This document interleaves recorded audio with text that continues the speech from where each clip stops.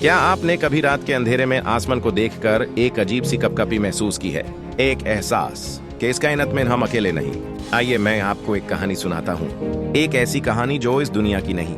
तसव्वुर कीजिए कि हमारा सूरज समंदर के किनारे पर रेत का सिर्फ एक जर्रा है। सैसी है हमारी गैलेक्सी, और इस कायनात में अनगिनत ऐसे समंदर हैं। इतनी बड़ी जगह में ये सोचना कि जिंदगी सिर्फ यहीं है, कितना अकेलापन है इस सोच में, है ना?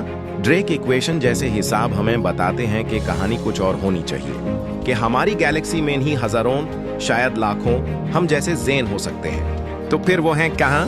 हमारी कहानी में कुछ सरगोशियन हैं, कुछ इशारे जो पीछे रह गए। 1957 में गहरे खाला से एक आवाज आई, एक सिग्नल इतना ताकतवर, इतना अनोखा कि उस पर बस वाओ लिखा जा सका। इस आवाज का राज आज तक कोई नहीं जान सका। फिर रॉसवेल की दास्तान है, एक शहर कास्बा जहां कहते हैं कि सितारों का एक राज आ गिरा और फिर उसे हमेशा के लिए छुपा दिया गया। लेकिन ये कहानी माजी में खत्म नहीं होती। अभी हाल ही में हमारे बेहतरीन पायलट्स ने, फौलाद के इंसानों ने कुछ ऐसा देखा जिसने उनकी रूह तक हिला दी।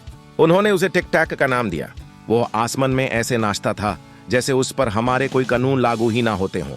वो एक साये की तरह था जो किसी दूसरी हकीकत से मिलने आया हो। पेंटागन ने भी मान लिया वो वाहन था, लेकिन वो क्या था कोई नहीं जानता। तो हम सुनते हैं, हम देखते हैं, लेकिन कायनात खामोश है। ये खामोशी, इसी को साइंसदान फेर्मी पैराडॉक्स कहते हैं।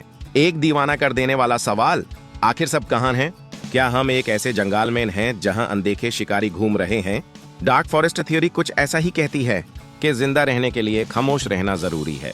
मगर सबसे दिल दहला देने वाली सोच ये है, क्या हो अगर शिकारी जंगल में नहीं? क्या हो अगर वो पहले हाई शहर में दखील हो चुके हैं, हमारे बीच चलते हुए, बिल्कुल हमारी तरह दिखते हुए?